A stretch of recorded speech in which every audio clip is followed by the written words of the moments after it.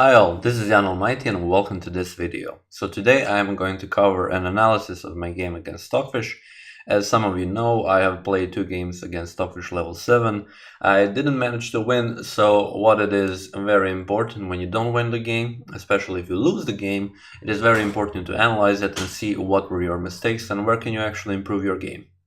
So what I'm going to do, first I'm going to analyze the first game that I played with the white pieces, and I will analyze the second game that I've played with the black pieces. Of course, if you want to see the actual game, I will link it down in the description. That being said, let me just simply jump into it. So, as most of you know, probably the ones who have been looking into this, subscribe to this channel for some time. I'm an e4 player, so I always start with e4 and always try to see what my opponent is trying to play against me. So here Stockfish plays the French, and after d4, d5 I play the exchange variation. And the exchange variation is something that I've been playing for some time now. I started actually very recently, and one of the main reasons was actually a clip from Chess Essentials video where they mentioned the best way how to annoy a player who plays the French is to play the exchange variation. Of course, the players who play the French don't like it, and I actually had quite a lot of success with the French. I figured out the best way that suits me how to proceed with the game. And one thing which is very important is that white cannot be worse in this opening. If anything, it could be better, and definitely it will be shown in this game.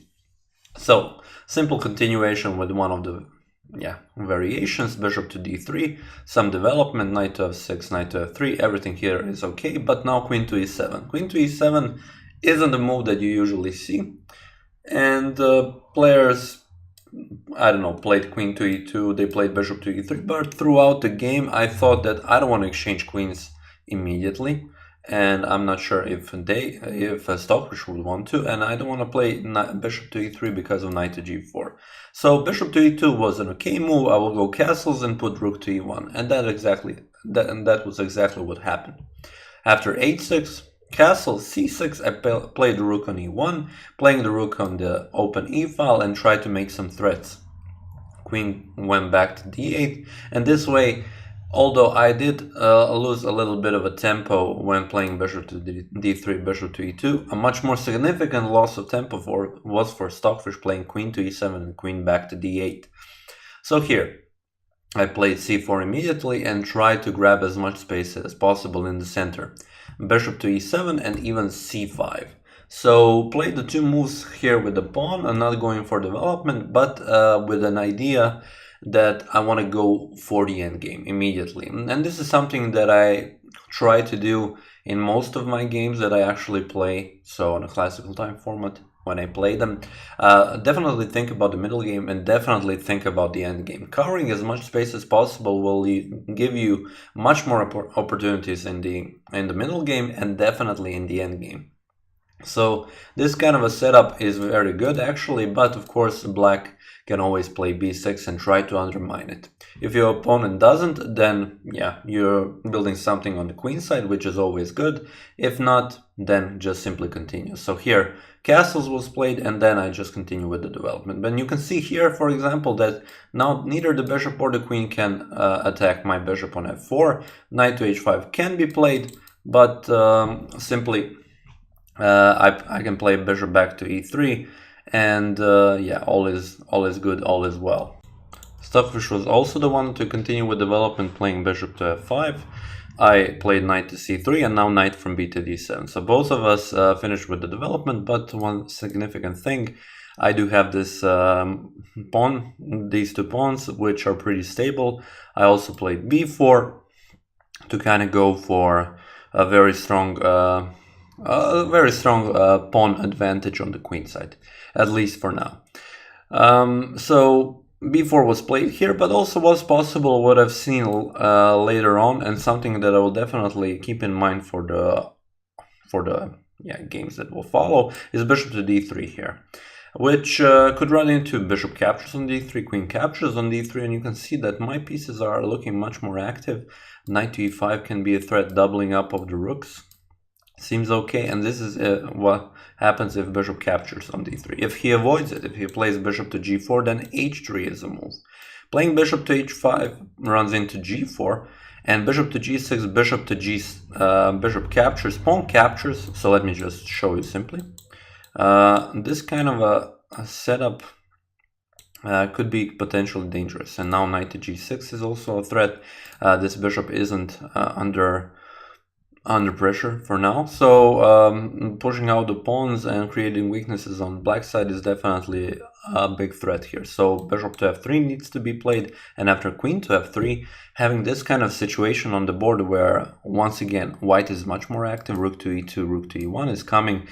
White, even though there is no material advantage, does have the positional advantage, and this is something I could have gone for, and this is something that I will probably use in some of the other games that I will play in the French exchange. But I played b4 and continue with my plan here. Knight to e4, and now the knight is attacked, so I simply captured. Also, I could have played something like queen to b3, defending the knight. Bishop to e4, and now bishop to d3, going for the bishop. f5, and f5 is actually the best move played. And it is a nice move, stabilizing here in the center, but one thing that I wanted to do is not to create a pawn chain here on this side. So if I capture at any point pawn from the f pawn can capture, and the rook will be attacking on this side of the board. So definitely I cannot capture now. But one thing that did happen after playing f5, this square became a little bit weak for black, so I decided to take advantage of it immediately, playing knight to e5. And the next idea would be f3, forcing the exchange, coming with the queen here, and then continuing with the attack. But black decided to play bishop to g5, and now I have a couple of options: capturing on g5 immediately or capturing on d7. Both of them are good ideas and pretty much do the same thing. I captured first with the bishop on g5, and black is forced to capture with the pawn. If he captures with a queen here, then first I have to play bishop to e4, and now you see if the pawn captures either this one or this one, I capture the knight on d7, winning a piece. And if knight captures on e5, then bishop to d5 can be played, and if knight to f7, or for example if pawn captures, then rook to e5, and if knight comes here, then I can even keep the knight on this very nice diagonal, continue with the game. But the main point is not to capture knight immediately, because you can get a checkmate on g2. So Stockfish of course knows this, so he captures with a pawn, and then I capture with a knight on d7. Queen to d7, playing f3 to force the exchange, bishop captures, queen captures, and now g4. So looking at this position, pretty much, so up until this point where black could have played simply a rook from a to e8, it is an equal position. With one thing in mind, black has a double g pawns. So probably because of that, Stockfish continued with g4, trying to just simply open up the position and get rid of the double pawns. And I knew that if I capture, for example, like this, pawn captures, the f file is open, the e file is open.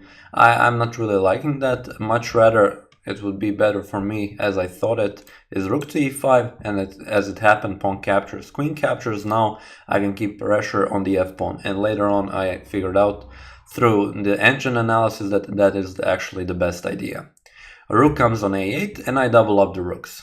Queen to f7, keeping an eye on the pawn, and simply queen to f4, giving ideas that if there will be some exchanges, the queen can enter the game through c7 or even d6. So now rook to e5, rook did capture on e5, and the thing is why I captured with a rook, still keeping the pressure on the pawn. If the rook or the queen moves, I can capture the pawn. The rook cannot go for another exchange because a rook to f5 is coming, and definitely will be a very bad situation for black. So at the moment, white is a little bit better, but still equal material, and a very difficult endgame having a rook and a queen. But the game continues. Queen to f6, simply moving the queen, not doing that much, and I played h4, which, yeah, in the end, was a really good move, stopping g5 ideas and actually preparing it as a move for the future, maybe using it as h5, keeping a lock to the king to actually not to go out from this side of the board. But the main and the most important thing from my side was that my king can actually go to h2 and h1, don't have to be worried about back rank threats. So queen to g6 was played, and I played immediately rook to e7 because the 7th rank was wide open for the rook. And now the critical move in the game, which was rook to f7, and here was actually where I missed my best chance to actually go for a win in this game. As I calculated everything, I didn't really consider rook to e8, even though it is a move that just put itself out there, just giving a check. But the one thing that I calculated and I spent a lot of time calculating it was queen to b8, which I in the end played because I saw that I can maybe get something out of it. But in the end, rook to e8 was the best move, and here there are a couple of things, so let me go through it. King to h7, if you play just move the king, then queen to b8, and this is something I was calculating with queen to b8 the first move. The problem there was that rook to f8 was played and all of those things disappeared. The thing is that rook to h8 is being threatened, so checkmate in one, you have to play queen to g4, move the queen. You give a check, king to g6 and queen to d6, rook covers, and queen to e7. Something like this I saw in my position, and my main idea was that I can play h5 and then capture on g7, and then I would definitely make trouble for black here. The thing for him is that he cannot really defend himself. Playing rook to f7 runs into queen to e6 check, and then queen to e8 check. And then h5 is forced, and black is losing this game. You have this queen to d4, after which king to h1, and if you give one more check, the king now goes on the dark square, and there are no more checks from the queen. So here you would have to play something like queen to e4, but now simply h5 can be played with king to g5, queen captures, king has to go to f4, and after king to h2, queen to g3 is threatened, so this is checkmate. If the king moves, the rook can come on the e-file, a lot of threats. Actually, not even this, I can even go and capture the rook immediately. So there are a lot of options, but all of them lead to a better position for white. So that was one thing. So if you don't go for this, if you actually cover with the rook, rook immediately captures, king captures, and then queen to b8. And now once again you have two options. Queen to e8, which will lead to a devastating endgame for black, because after queen captures, the most important thing is for white to come on the f4 square with the king and then try to undermine the position of the pawns. And here, let me show one simple example. So king f2, king f7, king can come on e3, e6 or f6, doesn't really matter, king to f4. g6, g3, and as you can see, there is an opposition on the black king, he needs to move, and after king to g5, so for example, even if a6, you can play a4, a3, doesn't really matter. If the king moves, you go into opposition, h5, pawn captures, king captures. Later on, you can capture this pawn, and white is definitely winning this game. So that was a possibility, but you don't have to cover with the queen. A better move is to play with the king here, but then queen captures on b7, king goes back, queen b8, king h7, and then b5. And this was something that I was thinking about the whole game. So do I want to go into an endgame where Stockfish has queens, because that will be really difficult to play against the ancient, and that was my biggest mistake. Never think about it that way. You always think about, if you're better, go for it and then try. So going for this queen endgame would be a very nice idea for me, having this on the board. One thing that I need to think about is that I have a passive pawn that needs 3 moves to go to be a queen, and the king is definitely too far. And what I need to do after something like queen to g4, defend this pawn and defend the dark squares. So these dark squares, so that the king can move from h2 to g1, that there aren't that many checks. But okay, I didn't think about it. Once again, I played a rapid game and I didn't really have time, nor I am. So my problem is that I'm not very well versed in those endgames.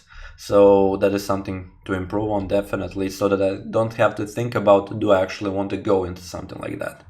So after that, it is quite simple. Queen to b8 was played on my side, rook covered, and now you can see there are no rook e8 and other ideas. So I bring the queen back, queen comes on g4, and from this moment on it is actually a draw, because what I played was rook to b7, still keeping an eye on the g7 square, maybe giving checkmate ideas, rook to f6, and now rook gives a check. King to h7 and queen to e8, keeping the queen open, queen h8 threat, h5 threats, but now queen to d4, and after that king to f1. As you can see immediately, this queen can give a lot of checks. It will be a perpetual. I cannot go on h1 because the h4 pawn will be, will be lost. So he gave this check and played f4, which in a sense wanted to probably use the queen and the rook somehow to go and checkmate me, but I can simply give a perpetual myself. So there is no way that I can go for something queen to h8 because he can run away.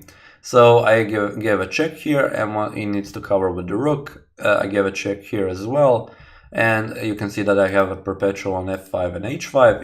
If he covers with the pawn, then this is a lost game. After rook to b7, you move the king, and this is checkmate. You have to cover with the queen, but then losing the queen once again means losing the game. And in the end, what I wanted to cover here, that after rook to g6 I played h5, which forces black to give me a lot of checks going into a threefold repetition, because there is no way that he can go out of this pawn captures with check or queen captures with checks. I am staying with the rook, a whole rook, and this is definitely enough for winning the game. So he started giving checks. In the end, he picked up this pawn. I mean, whatever I played, he just needed to give checks. He cannot move the rook and use it in this game. So I'm quickly going through these moves because whatever you do, I mean, if I cover with the queen and then he exchanges queens, and then he can capture with rook on g2, leading me into a worse position. But one thing that he had here after king to d1 is queen to g4, forcing me the queen exchange. So this was something I was already talking about, the draw and not seeing, definitely not winning in this game. So I just played pointlessly with the king. But here I actually do have a draw after b5 and pushing the pawn further up the board. So so here, instead of that, he played queen to g1. He didn't go for this, so I avoided this idea and just kept moving the king on c1 and c2. And after this move, it was a draw by threefold repetition, and the first game ended in a draw. So yeah, I missed that chance there, and but I actually learned a lot from it. So I would advise you, if for some reason, if you have time or something else, definitely go and try to play a game or two against Stockfish. See, maybe you improve some part of your game. Definitely recommended by me. That being said, I hope you enjoyed this analysis. I will be coming back with the analysis of the second game. So yeah, see you next time. Cheers.